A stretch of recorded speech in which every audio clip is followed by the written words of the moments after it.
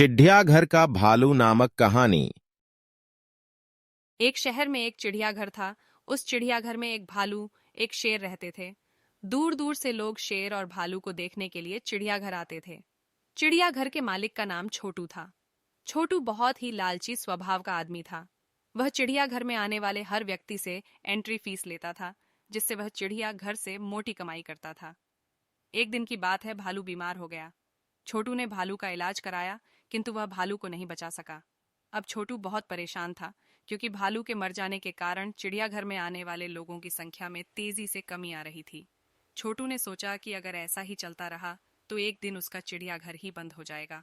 छोटू ने आसपास के क्षेत्र में दूसरे भालू की तलाश की, किंतु चिड़ियाघर के लिए उसे कहीं कोई भालू नहीं मिला। छोटू दिन व दिन और अधिक परेशान होने लगा। एक दिन छोटू के दिमाग में एक तरकीब सूझी। छोटू रमेश नाम के व्यक्ति के पास गया और उससे बोला, रमेश, क्या तुम भालू बनोगे?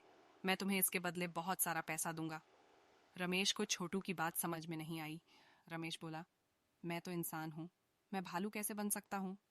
रमेश की बात सुनकर छोटू हंसा और हंसते हुए बोला, भाई, तुम्हें सचमुच भालू नहीं बनना है। तुम्हें तो सिर्फ भालू के कपड़े पहनकर लोगों के सामने भालू जैसा देखना है और भालू जैसा व्यवहार करना है। इसके बदले मैं तुम्हें बहुत सारा पैसा दूंगा, जिससे तुम्हारी गरीबी दूर हो जाएगी। पैसों के लालच में रमेश छोटू की बातों में आ गया और भालू बनने के लिए तैयार हो गया। अब रमेश प्रतिदिन भालू के कपड़े पहनकर लोगों का मनोरंजन करता था और लोगों को यह लगता था कि यह असली भालू है। और चिड़ियाघर के इस भालू की ख्याति दूर दूर तक फैल गई और चिड़ियाघर आने वाले लोगों में तेजी से इजाफा होने लगा। इस प्रकार छोटू और रमेश मिलकर मोटी रकम कमाने लग। एक दिन भालू शेर के पिंजरे के ऊपर खड़ा होकर लोगों का मनोरंजन कर रहा था। तभी पिंजरे की छत टूट गई और भालू शेर के सामने जा गिरा। भालू बने रमेश को लगा कि अब शेर उसे खा जाएगा। डर के कारण रमेश रोने लगा। भालू बना रमेश जब रो रहा था तो उसके रोने की आवाज बिल्कुल इंसानों जैसी थी।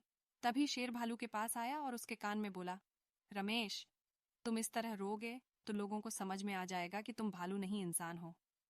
शेर को इंसानों की तरह बात करते देख रमेश को बड़ा आश्चर्य हुआ, किंतु थोड़ी ही देर में रमेश समझ गया कि जिस तरह वह नकली भालू बना है, उसी तरह यह शेर भी नकली है।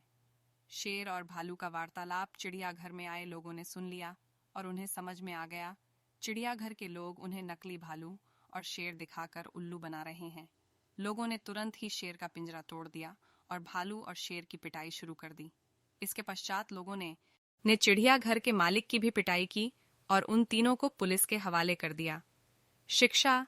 चिड़ियाघर का भालू नामक कहानी से हमें शिक्षा मिलती है कि बुरे काम का नतीजा हमेशा बुरा ही होता है। इसलिए बुरे कामों से हमेशा दूर रहना चाहिए। Vertical bar.